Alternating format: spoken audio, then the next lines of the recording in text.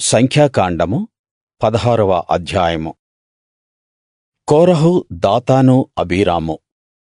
లేవీ మునిమనవడు, కహతు మనవడు, ఇస్హారు కొడుకు కోరహు. రూబేనీయుల్లో ఏలీయాబు కొడుకులు దాతాను, అబీరాము. పేలెతు కొడుకు ఓనుతో కలిసి ఇశ్రాయేలీయుల్లో పేరు పొందిన 250 మంది నాయకులతో సహా మోషే మీద తిరుగుబాటుగా లేచి మోషే, అహరోనులకు విరోధంగా సమకూడారు. మీరు చాలా ఎక్కువ అధికారం చెలాయిస్తున్నారు. ఈ సమాజంలో ఉన్న వారందరూ పవిత్రులే, అందరూ యెహోవా కోసం ప్రత్యేకించిన వారే. యెహోవా వారి మధ్య ఉన్నాడు. యెహోవా సమాజం మీద మిమ్మల్ని మీరు ఎందుకు గొప్ప చేసుకుంటున్నారు అన్నారు. మోషే ఆ మాట విన్నప్పుడు సాగిలపడ్డాడు. ఆ తర్వాత అతడు కోరహుతో అతని గుంపుతో, ఆయన వారు ఎవరో, యెహోవా కోసం ప్రత్యేకించిన వారెవరో రేపు యెహోవా తెలియజేసి అతన్ని తన సన్నిధికి రానిస్తాడు. ఆయన తాను ఏర్పరచుకున్న వాణ్ణి తన దగ్గరికి చేర్చుకుంటాడు. కోరహు, నువ్వూ నీ గుంపు ఇలా చెయ్యండి. మీరు ధూపార్తులు తీసుకుని వాటిలో నిప్పు ఉంచి రేపు యెహోవా సన్నిధిలో వాటి మీద ధూప సాంబ్రాణి వెయ్యండి. అప్పుడు యెహోవా ఎవరిని ఏర్పాటు చేసుకుంటాడో అతనే పవిత్రుడు. లేవీ కొడుకులారా, మీరు చాలా దూరం వెళ్ళారు అన్నాడు. ఇంకా మోషే కోరహుతో, లేవీ కొడుకులారా వినండి. తన మందిర సేవ చెయ్యడానికి యెహోవా మిమ్మల్ని తన దగ్గరికి చేర్చుకోవడం చిన్న విషయమా? మీరు సమాజం ఎదుట నిలబడి వారు చెయ్యవలసిన సేవ చేసేలా ఇశ్రాయేలీయుల దేవుడు ఇశ్రాయేలీయుల సమాజంలో నుంచి మిమ్మల్ని ప్రత్యేకపరచుకోవడం మీకు తక్కువగా కనిపిస్తున్నదా? ఆయన నిన్నూ నీతో లేవీయులైన నీ గోత్రం వారందరినీ చేర్చుకున్నాడు గదా. ఇప్పుడు మీరు యాజకత్వం కూడా కోరుతున్నారు. దీనికోసం నువ్వూ నీ గుంపు యెహోవాకు విరోధంగా పోగయ్యారు. మీరు అహరోనును ఎందుకు విమర్శిస్తున్నారు? అతడు కేవలం యెహోవాకు లోబడినవాడు అన్నాడు. మోషే అప్పుడు ఏలీయాబు కొడుకులు దాతాను, అబీరాములను పిలిపించాడు. కాని వారు, మేము రాము.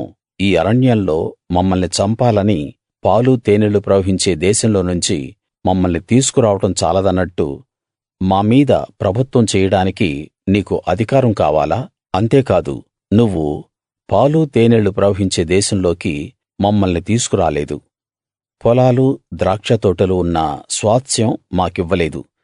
మమ్మల్ని శుష్కప్రియాలతో గుడ్డివారుగా చేస్తావా? మేము రాము అన్నారు. అందుకు మోషే పట్టరాని కోపంతో యెహోవాకు చెప్తూ, నువ్వు వారి నైవేద్యాన్ని గుర్తించవద్దు. ఒక్క గాడిదనైనా నేను వారి దగ్గర తీసుకోలేదు. వారిలో ఎవరికీ నేను హాని చెయ్యలేదు అన్నాడు.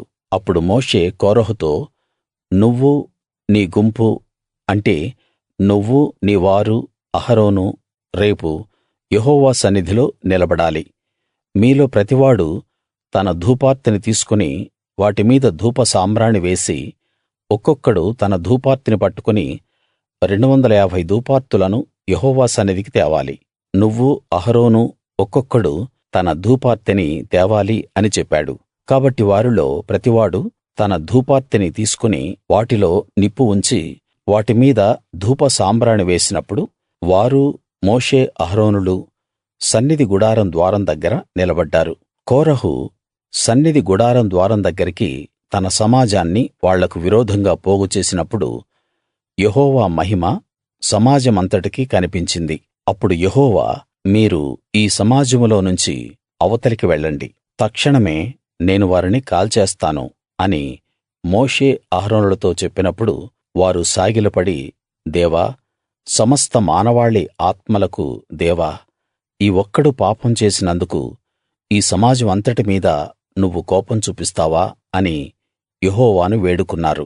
అప్పుడు యెహోవా మోషేకు జవాబిస్తూ, సమాజమంతటితో చెప్పు, కోరహు, దాతాను, అబీరాముల గుడారాల చుట్టుపట్ల నుంచి వెళ్ళిపోండి అన్నాడు. అప్పుడు మోషే లేచి దాతాను, అబీరాముల దగ్గరికి వెళ్ళినప్పుడు ఇశ్రాయేలీయుల పెద్దలు అతని వెంట వెళ్ళారు.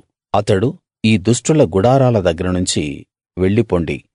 మీరు వారి పాపాలన్నిట్లో పాలివారై నాశనం కాకుండా ఉండేలా వాళ్లకు కలిగినది ఏదీ ముట్టుకోకండి అని ఆ సమాజంతో అన్నాడు.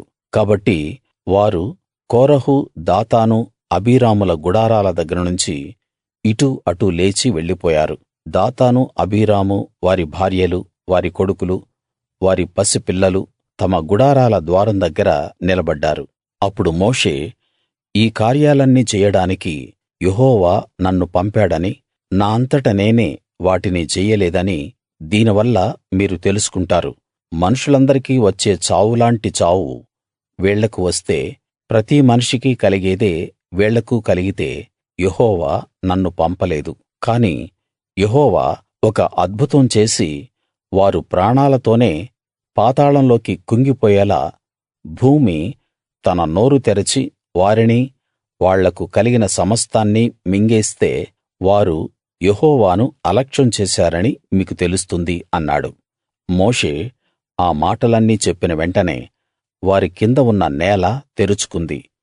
భూమి తన నోరు తెరచి వారిని, వారి కుటుంబాలను, కోరహు సంబంధులందరినీ, వాళ్లకు చెందిన వాటన్నిటినీ మింగేసింది. వారు, వారి సంబంధులందరూ ప్రాణాలతో పాతాళంలోకి కుంగిపోయారు. భూమి వారిని మింగేసింది. వారు సమాజంలో ఉండకుండా నాశనం అయ్యారు. వారి చుట్టూ ఉన్న ఇశ్రాయేలీయులందరూ వారి కేకలు విని భూమి మనలను కూడా మింగేస్తుందేమో అనుకుంటూ పారిపోయారు. అప్పుడు యెహోవా దగ్గర నుంచి అగ్ని బయలుదేరి ధూపార్పణ తెచ్చిన ఆ 250 మందిని కాల్చేసింది. అప్పుడు యెహోవా మోషేతో, నువ్వు యాజకుడైన అహరోను కొడుకు ఎలియాజరుతో చెప్పు, ఆ అగ్ని మధ్యలోనుంచి ఆ ధూపార్తులను ఎత్తు, అవి ప్రతిష్ఠితమైనవి. ఆ నిప్పుని దూరంగా చల్లు.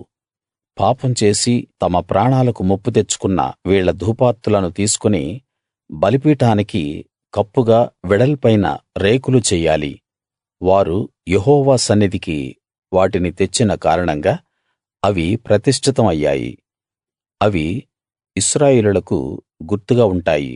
అహరోను సంతాన సంబంధి కాని అన్యుడు ఎవరూ యెహోవా సన్నిధిలో ధూపం అర్పించడానికి వచ్చి కోరహులా అతని గుంపులా అయిపోకుండా ఇశ్రాయేలీయులకు జ్ఞాపికగా ఉండటానికి కాలిపోయిన వారు అర్పించిన ఇత్తడి ధూపార్తులను యాజకుడైన ఎలియాజరు తీసి యెహోవా మోషే ద్వారా తనతో చెప్పినట్టు వాటితో బలిపీఠానికి కప్పుగా వెడల్పైన రేకులు చేయించాడు. తరువాత రోజు ఇశ్రాయేలీయుల సమాజమంతా మోషే, అహరోనులను విమర్శిస్తూ, మీరు యెహోవా ప్రజలను చంపారు అని చెప్పి సమాజమంతా మోషే, అహరోనులకు విరోధంగా సమకూడారు. వారు సన్నిధి గుడారం వైపు తిరిగి చూసినప్పుడు ఆ మేఘం దాన్ని కమ్మింది. యెహోవా మహిమ కూడా కనిపించింది. మోషే, అహరోనులు సన్నిధి గుడారం ఎదుటికి వచ్చినప్పుడు యెహోవా మోషేతో, మీరు ఈ సమాజం మధ్య నుంచి వెళ్ళిపోండి, తక్షణమే నేను వారిని నాశనం చేస్తాను అని చెప్పినప్పుడు వారు సాగిలపడ్డారు. అప్పుడు మోషే, నువ్వు ధూపార్తిని తీసుకుని బలిపీఠపు నిప్పులతో నింపి ధూపం వేసి త్వరగా సమాజం దగ్గరికి వెళ్లి వారి కోసం ప్రాయశ్చిత్తం చెయ్యి, ఎందుకంటే యెహోవా సన్నిధిలోంచి కోపం బయలుదేరింది, తెగులు మొదలయ్యింది అని అహరోనుతో చెప్పాడు. మోషే చెప్పినట్టు అహరోను వాటిని తీసుకుని సమాజం మధ్యకు పరిగెత్తి వెళ్ళినప్పుడు ప్రజల్లో తెగులు మొదలై పాకిపోతూ ఉంది. కాబట్టి అతడు ధూపం వేసి ఆ ప్రజల కోసం ప్రాయశ్చిత్తం చేశాడు. అతడు చనిపోయిన వారికి, బతికున్న వారికి మధ్య నిలబడినప్పుడు తెగులు ఆగింది. కోరహు తిరుగుబాటులో చనిపోయిన వారు కాకుండా 14,700 మంది ఆ తెగులు వల్ల చనిపోయారు. ఆ తెగులు ఆగినప్పుడు అహరోను సన్నిధి గుడారపు ద్వారం దగ్గర ఉన్న మోషే దగ్గరికి తిరిగి వచ్చాడు.